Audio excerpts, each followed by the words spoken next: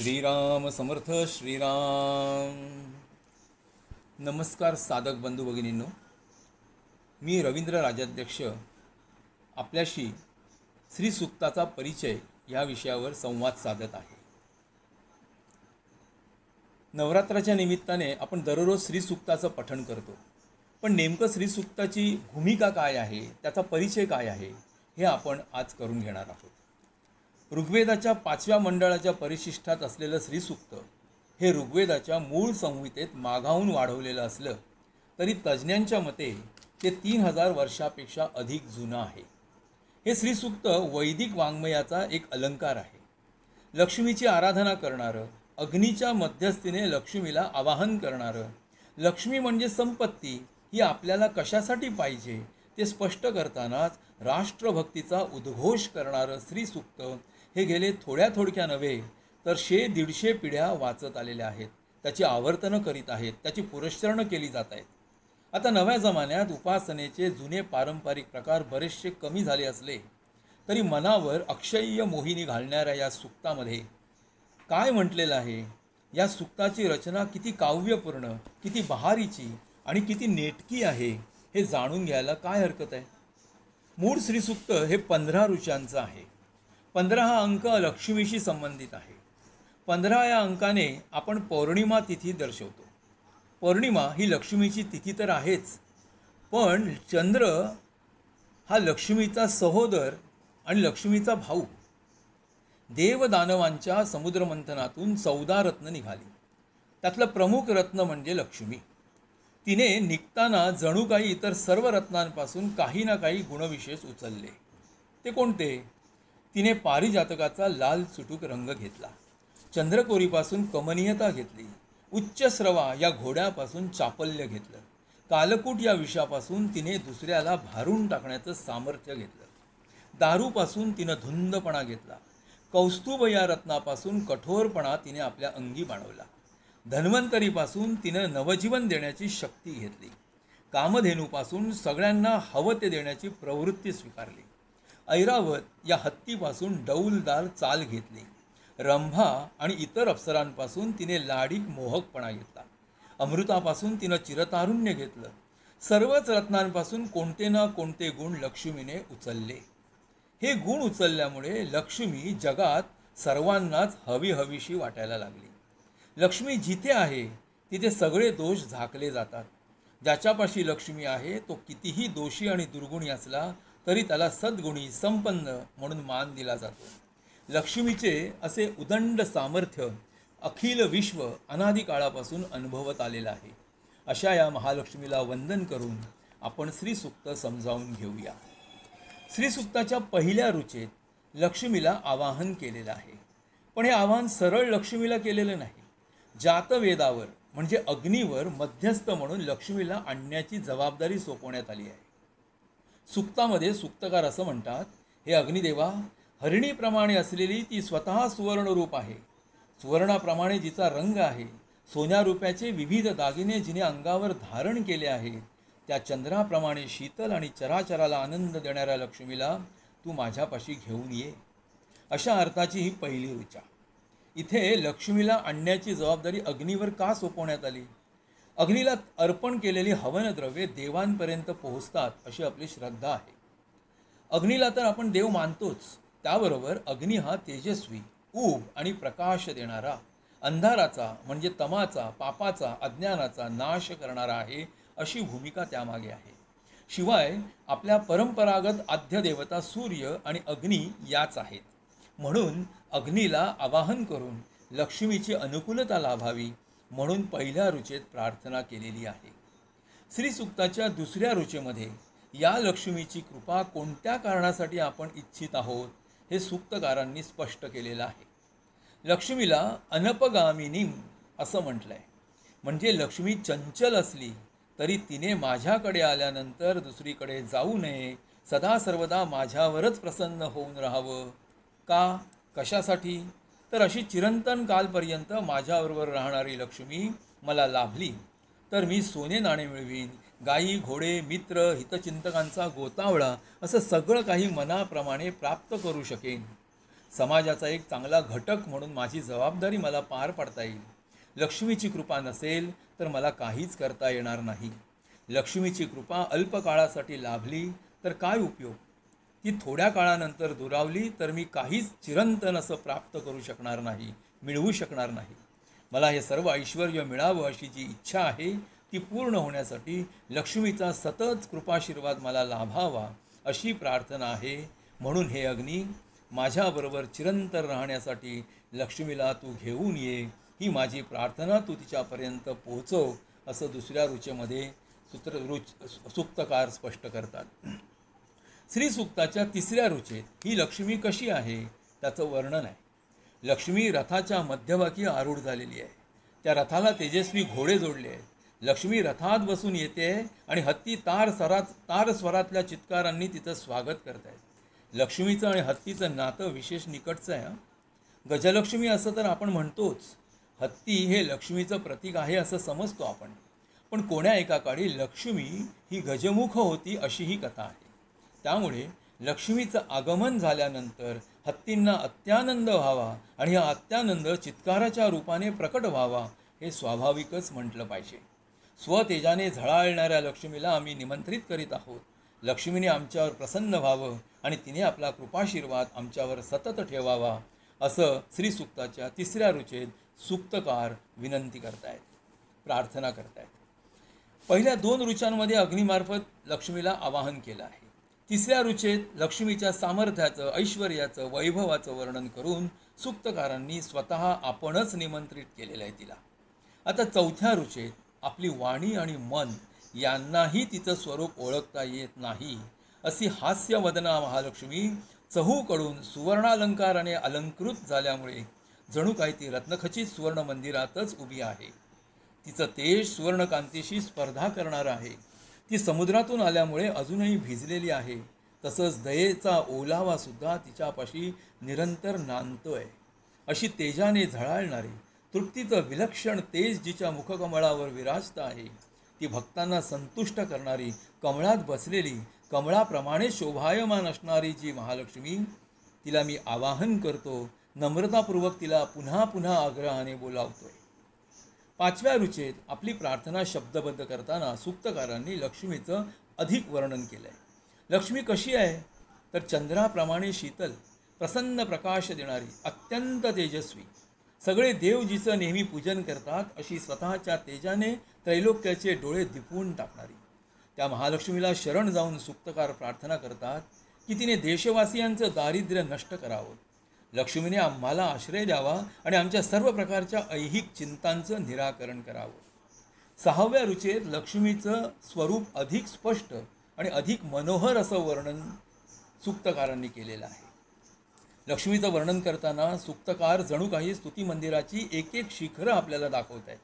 श्री लक्ष्मीच्या चरणांवर वाहिलेलं हे प्रशस्ती कमल, त्यांची एक एक पाकळी उलगडून कवी त्यामधून अर्थरूपी अमृताचीच जणू भेट आपल्याला घडवत आहेत.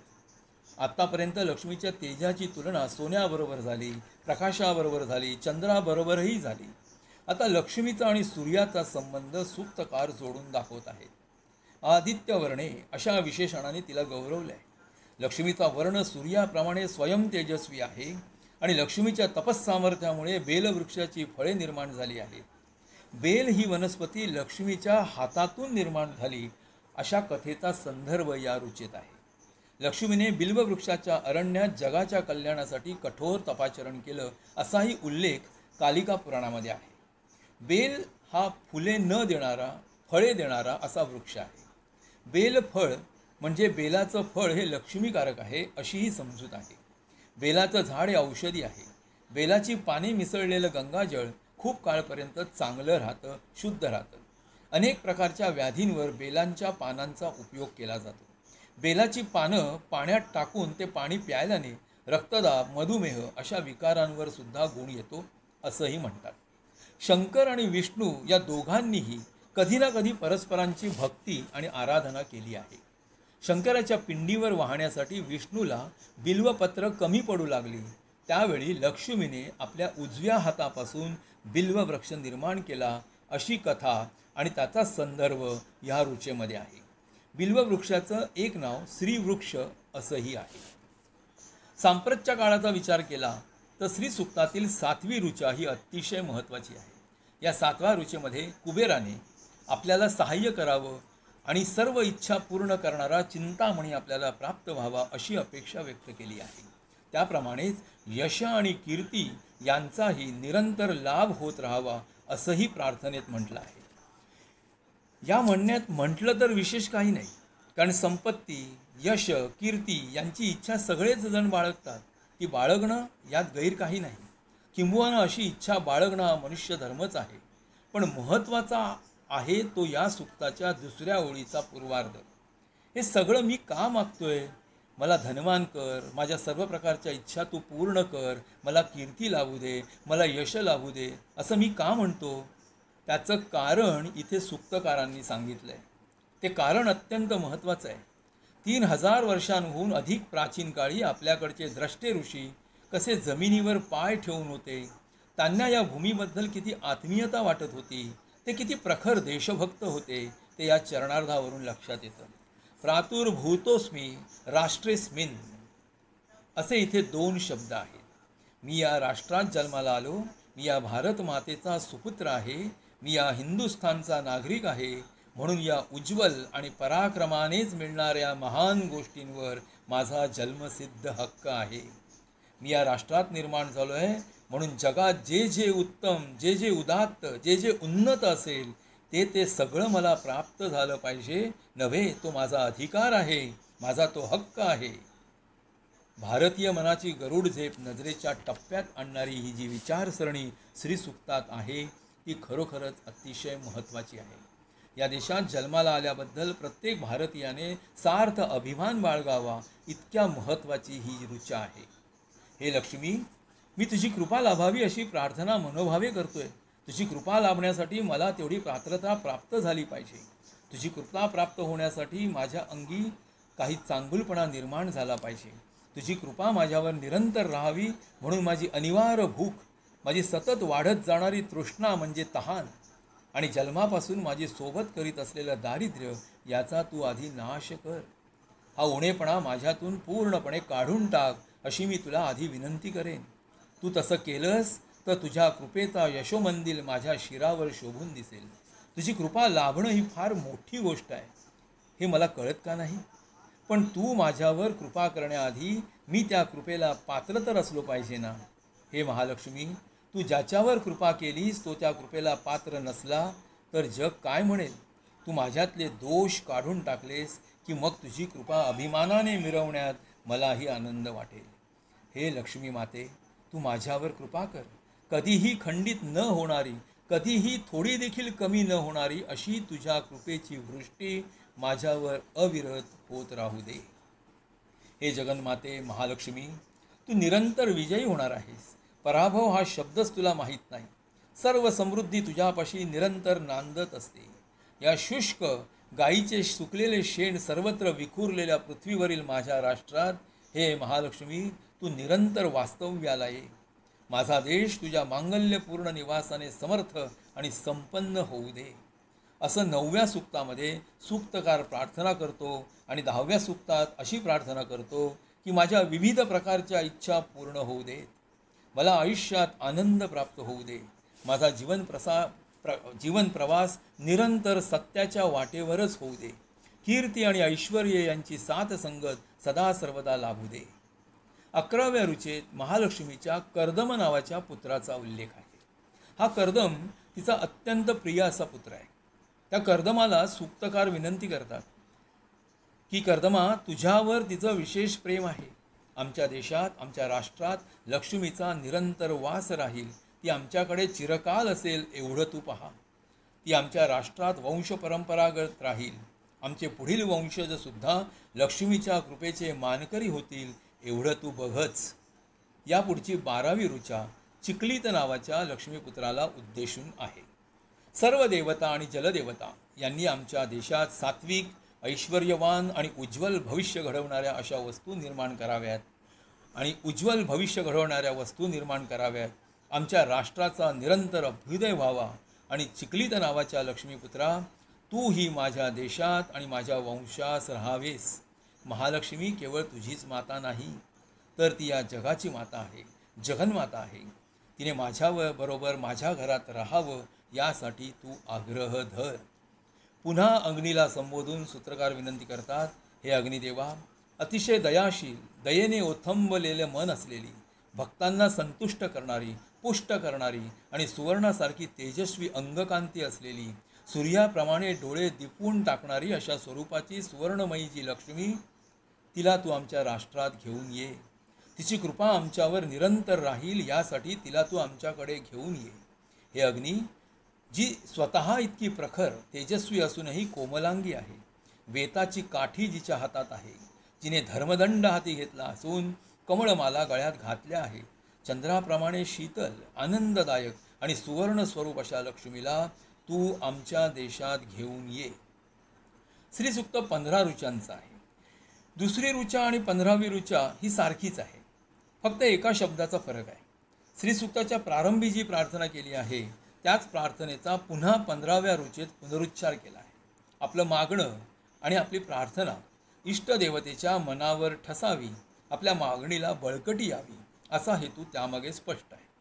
लक्ष्मीची आपल्यावर कृपा असावी, लक्ष्मीने आपल्या राष्ट्रात, आपल्या देशात निरंतर वास करावा अशी इच्छा बाळगत असतानाच हा लक्ष्मीचा कृपाप्रसाद, लक्ष्मीचं वरदान आपल्याला कोणत्या कारणांसाठी पाहिजे ते सूक्तकारांनी स्पष्ट केलं आहे.